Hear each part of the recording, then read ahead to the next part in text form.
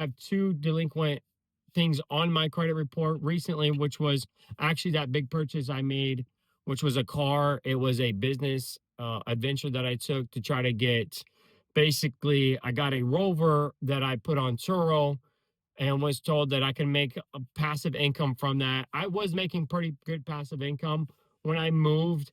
Unfortunately, the market wasn't able to sustain that. I ended up absorbing that. My lesson learned. Let me get back to the point here.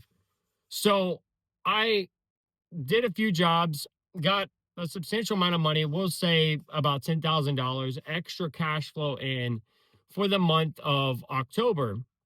And before that, any paycheck I got, basically what I would do is I would take that paycheck after I paid whatever necessary bills. I would take the other sum of it and pay towards my Sapphire card. And then I would continue to use my Sapphire card to make these transactions. Now, again, my credit usage is what they call it, was always maintaining around 90% on the closing end of it.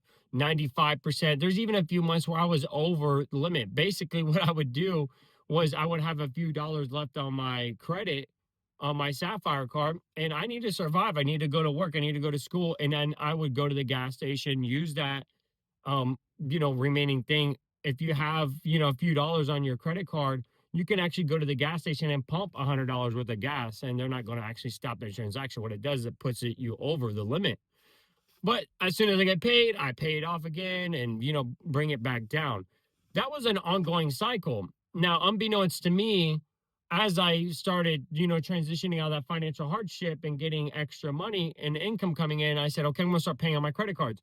Now, there's basically three strategies you can use to do this. You can pay extra payments on every single card you have. And then over time, it eventually raises your credit score because your credit utilization goes down.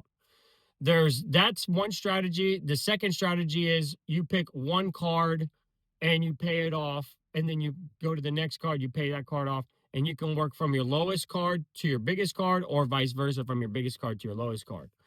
Now, for me, getting $10,000 extra, there's several cards that I could have just paid off, paid off, paid off. I could have taken out 3 or 4 of my lower credit cards and had them at zero balances. I decided to opt for the Sapphire card because that had the biggest balance, and it also, for me, I was paying more interest on it per month. So I thought, okay, the best strategy for me is to tackle my biggest credit card first, pay that off, send the, several $1,000s to this credit card to get that balance lower. So that's exactly what I did. Now, I got my balance down from basically $20,000